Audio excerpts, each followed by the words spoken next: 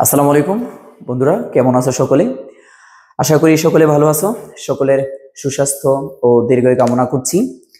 প্রিয় বন্ধুরা, দেখো আজকে আমি চট্টগ্রাম বোর্ড 2023-এর একটা খুব চমৎকার একটা প্রশ্ন নিয়ে তোমাদের সামনে উপস্থিত। প্রশ্নটা একটু সকলে পড়ে নিই চলো। একজন বালক একটি পাহাড় থেকে কিছু দূরে দাঁড়িয়ে একটি শব্দ করার 0.5 সেকেন্ড পর প্রতিধ্বনি শুনতে পায়। সেই স্থান থেকে 10.32 মিটার এগিয়ে শব্দ করায় 0.44 সেকেন্ড পরে প্রতিধ্বনি শুনতে পায়। প্রশ্ন হচ্ছে বায়ুমণ্ডলের শব্দের বেগ কত? দেখো ভাবো দেখো আমি প্রায় সময় বলি যে তুমি যখন একটা প্রশ্ন সলভ করবা, প্রশ্নটার আলোকে তুমি একটা জাস্ট একটা সিকোয়েন্স তৈরি করো, একটা ঘটনার মানে একটা প্রেক্ষাপট তৈরি করো। দেখো আমি যদি ধরো এটা একটা প্রতিফলক, একটা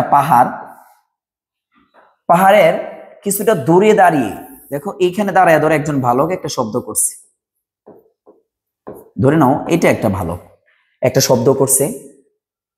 শব্দ করার পর সে কিন্তু 0.5 সেকেন্ড পরে, টি এর মান দেওয়া আছে 0.5 সেকেন্ড পর সে প্রতিধ্বনি শুনতে পায়। ওকে, সেই স্থান থেকে 10.32 মিটার, সে এখান থেকে জাস্ট 10.32 মিটার এগিয়ে আসে, আবার শব্দ করে, এগিয়ে আসার পর আবার শব্দ করে, তখন সে আবার 0.44 সেকেন্ড পর প্রতিধ্বনি শুনতে পায়। প্রশ্ন হচ্ছে তাহলে এই যে আমি একটা ঘটনা বলতেছি, সেটা কিন্তু কোন একটা মাধ্যমে, মানে বায়ুমণ্ডলে বা বায়ু মাধ্যমে, ওই মাধ্যমে শব্দের ব্যাগটা কত? আমরা জাস্ট শব্দের ব্যাগটা বের করবো এখান থেকে। তাহলে চলো আমরা কাজটুকু করে ফেলি। দেখো শুরুতে আমি একটা ধরে নিলাম যে বালকটা ঠিক এই জায়গাটাতে দাঁড়িয়ে আছে। ডিস্টেন্স আমি ডি ধরে নিলাম। তাহলে আমি প্রথম ক্ষেত্রে যে ঘটনাটা ঘটলো আমি লিখতে পারি 2d = vt। 2d = vt। আমি জাস্ট এই প্রথম সময়টা t1 ধরে নিলাম, যে 2d = vt1, সমীকরণ 1 দিয়ে রাখলাম। পরের ঘটনাতে আসো, দেখো সেই স্থান থেকে 10.32 মিটার এগিয়ে, ধরো এখান থেকে সে 10.32 মিটার সামনে চলে আসছে, এখন এখানে চলে আসছে, এই জায়গায় দাঁড়ায় আবার শব্দটা করবে। এটা যদি 10.32 মিটার হয়, তাহলে এই ডিস্টেন্সটা হবে d - 10.32 মিটার।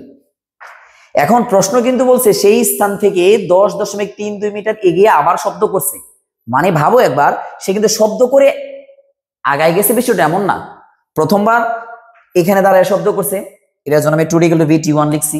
দেন আবার সে কি করছে, সামান্য একটা দূরত্ব অতিক্রম করছে, কত মিটার? 10.32 মিটার। আগায় যাওয়ার পরে ওই জায়গায় দাঁড়ায় আবার শব্দ করছে, তাহলে কিন্তু আবার ডিস্টেন্স কমে আসছে। ডিস্টেন্স কিন্তু আগে ছিল d, এখন কিন্তু d থেকে 10.32 কম।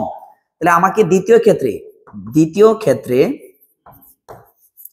লিখতে হচ্ছে 2, ডিস্টেন্স হচ্ছে d - 10.32 = vt2। কেন t2? কারণ তখন সময়টা হচ্ছে কত সেকেন্ড, দেখো সময়টা হচ্ছে 0.44 সেকেন্ড। ওকে ফাইন, তাহলে চলো আমরা সিম্পলিফিকেশন করি।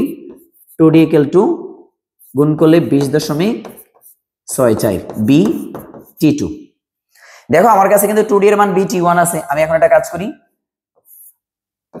2d এর করে vt1 - 20.64 = vt2। vt1 - vt2 = 20.64। তাহলে চলো আমি b কমন নেই, t1 - t2 20.64।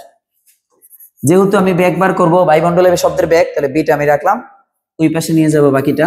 উপরে থাকে 20.64, নিচে t1 মানে 0.5 - 0.44।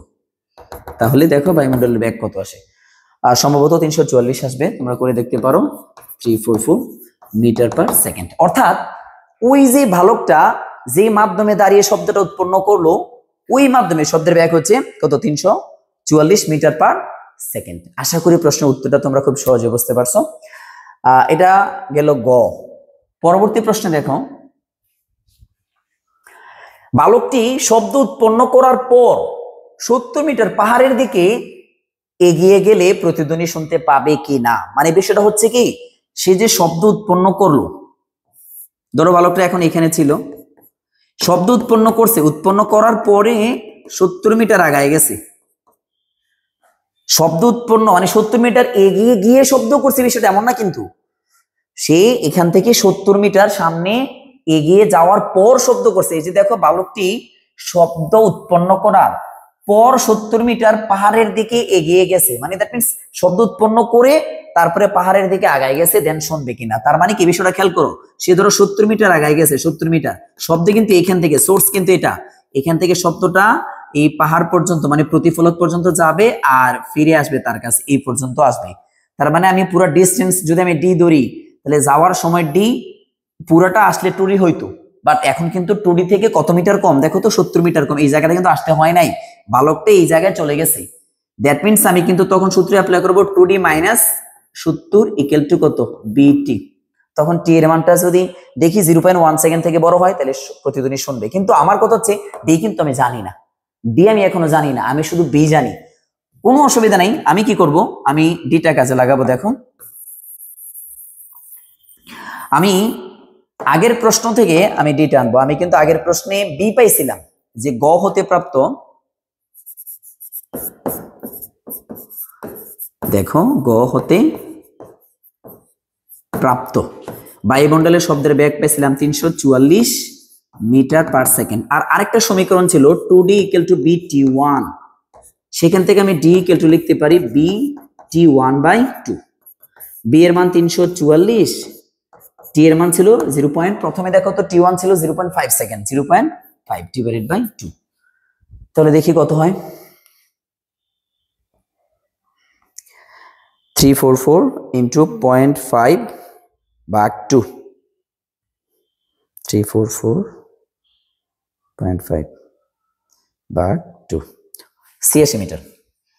তাহলে দেখো 86 মিটার। ওকে, মানে বোঝা গেল ওই যে সে পাহাড় থেকে একটা নির্দিষ্ট দূরত্বে দাঁড়িয়ে শব্দ করছে, ওই পাহাড় থেকে সেই ডিস্টেন্সটা হচ্ছে 86 মিটার। এখন প্রশ্ন কি, দেখো এখন প্রশ্ন করছে যে সে যদি শব্দ উৎপন্ন করার পর 70 মিটার এগিয়ে যায়, তাহলে খেয়াল করো, ওই যে কিছুক্ষণ আগে আমি বললাম এটা যদি পাহাড় হয়, সে নিশ্চয়ই প্রথমে এইখানে দাঁড়াইছিল, সেইখানে দাঁড়াইছিল, এখানে দাঁড়া থাকার পরে শব্দ উৎপন্ন করছে, দেন আবার একটা দূরত্ব অতিক্রম করছে, সে এখানে চলে আসছে, আইসা শব্দটা শোনার চেষ্টা করছে। তাহলে কি হয়েছে, কত মিটার এগিয়ে গেছে, 70 মিটার। তাহলে শব্দটা যাবে আর আসবে, এই দূরত্বটা, এটা আমি যদি ডি ধরি, তাহলে এখন আমি সূত্র অ্যাপ্লাই করতে পারি, বলো কত, 2d মাইনাস 70 ইকুয়াল টু বিটি। জাস্ট আমি টিটা বের করে নিব। এখন টি সমান 2d minus 70 by B, 2d এর মান 86 মাইনাস 70 বাই বি 344। তাহলে দেখো কত আসে,